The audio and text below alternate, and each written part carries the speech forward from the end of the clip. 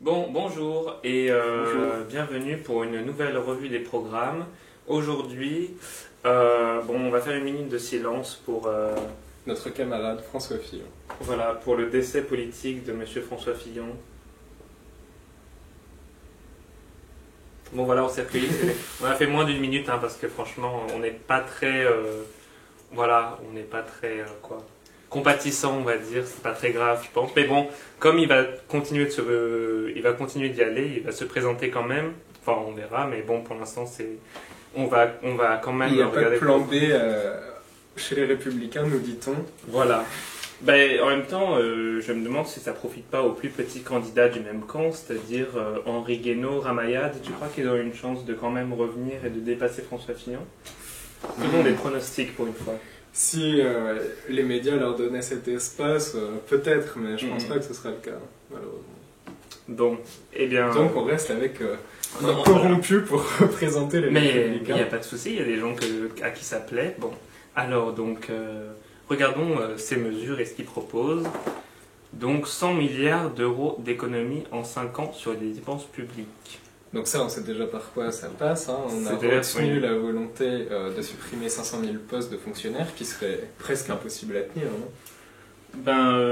Oui, alors il faut voir comment il veut s'y prendre pour le faire, parce que supprimer 500 000 postes de fonctionnaires, est-ce que c'est pas genre toute la fonction publique? Il y a Justement, combien de gens qui travaillent dans la fonction publique? C'est ça qu'il faut savoir. moi j'ai lu que pour l'enseignement secondaire aussi bien que pour l'enseignement supérieur, ça voudrait dire simplement geler, suspendre les concours de la fonction publique pendant 5 ans, quelles que soient Ah d'accord, donc les il y a disciplines. plus d'embauche. Voilà. Donc ça veut dire que non seulement les professeurs, quel que soit leur degré et leur matière, qui partent à la retraite ne sont pas remplacés et il n'y a plus d'embauche. Donc ça va faire des... Tu veux dire que Et donc on peut s'attendre à ce que du coup des écoles soient Oui. supprimées. au cahier des classes avec beaucoup plus Oui, d'élèves... oui, oui, d'accord. effectivement. Bon, alors passons à la proposition 2, qui est 40 milliards de baisse des charges pour les entreprises. 40 milliards de baisse des charges pour les entreprises, mais c'est énorme. Et 10 milliards d'allègements sociaux et fiscaux pour les ménages. Bon bah, Ça nous fait des rien qu'au économies. rapport entre les deux, on voit quel est le parti pris déjà. Oui, c'est-à-dire que oui, on vraiment 40 milliards pour les entreprises, 10 milliards pour les ménages, donc ils comptent 4 fois plus. Pour la minorité de patrons. C'est bon, d'accord, soit c'est un parti pris, quoi. C'est vraiment bon. D'accord. Mais je comprends pas, ces économies, elles se font comment? Moi, j'aimerais bien avoir plus de détails sur ça, parce que... Bah, sur l'enseignement public, sur la fonction hospitalière et sur la diplomatie. Ça fait 10 ans. Ah, attends, donc, du coup, si je comprends bien, c'est...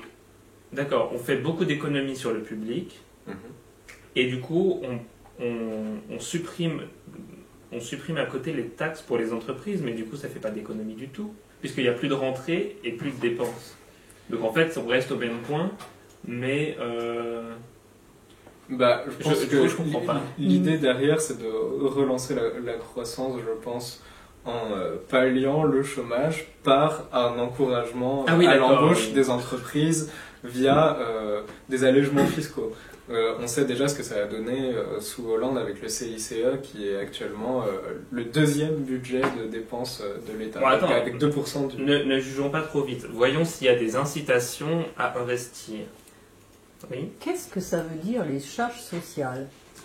Est-ce que c'est la partie que paye l'employeur pour la sécurité sociale, la retraite, Alors, etc. oui, Est-ce que c'est ça? En fait, 10 milliards d'allègements sociaux et fiscaux pour les ménages, ça veut dire que mon salaire va baisser. Clairement.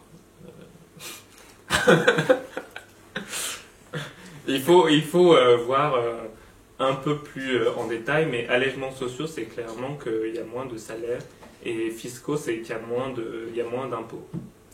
Je parlais des charges sociales payées par les entreprises. 40 milliards de baisse des charges. Ah oui, pardon. C'est ça, c'est là où c'est le salaire Donc qui ça baisse. veut dire que la partie prise en compte par les employeurs pour la sécurité sociale, la retraite, sera baissée. Alors qui va les payer? Comment ça va être financé? C'est une très bonne question. Et ben en fait, qui va les payer, c'est exactement les ménages qui vont devoir, justement, comme il n'y aura plus de sécurité sociale, ils vont devoir payer leur mutuelle, voilà. Ça veut dire que les contribuables doivent se répartir en gros 30 milliards de plus. Parce que voilà. 10 milliards moins 40 milliards, ça fait un manque de un manque à gagner. 30 milliards. Donc en gros, c'est-à-dire que c'est vraiment 100 milliards d'euros d'économie pour l'État que les gens vont payer quoi, à la place. Forcément. Donc en gros, c'est au lieu d'avoir des impôts qui sont bien répartis, ben, c'est vraiment tu te protèges socialement à la hauteur de tes moyens. Quoi. C'est ce qu'il veut, quoi. C'est-à-dire, et en recourant au privé. Annoncé, voilà. Puisque le public est dépouillé de moyens et de postes, ça veut dire que tu t'assures et tu te protèges par le privé, voire tu éduques tes enfants par le privé, et ce qui coûte plus cher. Il faut se responsabiliser les gens. Ah oui, non, mais c'est ça. Avec Fillon, il faut prendre ses responsabilités. Il faut savoir à l'avance quand on est malade, hein, et il faut prendre une mutuelle en fonction, parce que sinon, vous n'êtes pas responsable. Donc, il faut adhérer à une mutuelle tous les mois de l'année où vous envisagez ou prévoyez de tomber malade. C'est ça. Bon, en gros, c'est ça. Passons à la fin des 35 heures dans le secteur privé et retour aux 39 heures dans la fonction publique. Alors, la fin des 35 heures dans le secteur privé, bon... On ne sait pas à quoi on retourne. Donc c'est l'ouverture, tout est possible. Ça veut pas dire le seul cadre qui nous reste, c'est le cadre européen. Mais c'est déjà le cas. Comment ça ? Puisque en France, on travaille beaucoup plus que 35 heures. Et comme avec la loi El Khomri, on peut les heures supplémentaires ne sont plus majorées, donc on travaille 39 heures de fait pour... Voilà. Et là, on pourra même... là, c'est 35 heures réglementaires, en supposant qu'on peut ajouter des heures supplémentaires, mais la distinction ne vaut plus, elle ne tient plus. Voilà. Puisque... Et là, c'est encore pire, parce que c'est fin des 35 heures dans le secteur privé. Fin de la durée légale du temps de travail. Bon, alors 4, c'est génial, c'est franchement... suppression de l'ISF pour aider au financement des entreprises. Donc ça veut dire que le présupposé de base, c'est que seulement les riches, seulement les gens fortunés ont des entreprises et méritent d'en avoir. Oui, exactement. Il y a un problème quand même, c'est que l'ISF est la plupart du temps payé par rapport au patrimoine immobilier et pas par rapport à ce que tu as en entreprise. Non mais voilà, c'est deux choses qui n'ont rien à voir. En tout cas, en droit, et si elles ont à voir en fait... Mais c'est une vision de la société qui est totalement biaisée, quoi. Dès les 4 premières mesures. Oui, et c'est saisir l'occasion de faire un cadeau aux plus fortunés, clairement. Bon, alors on continue. Recul de l'âge de la retraite à 65 ans et unifier tous les régimes de retraite pour maintenir le pouvoir d'achat des retraites. Non, mais c'est... Donc ça, c'est quelqu'un qui n'a pas compris que suite à sa réforme des retraites de 2012, donc à la fin du mandat de Sarkozy, pour la première fois depuis 1959, l'espérance de vie en France a baissé de quelques mois. Donc c'est quelqu'un qui confond les causes et les conséquences. Si on vit plus longtemps, c'est pas pour travailler plus, puisque c'est parce qu'on travaille moins qu'on vit plus longtemps. Oui, c'est le paradoxe de l'émental en quelque sorte. Donc alors que là, selon...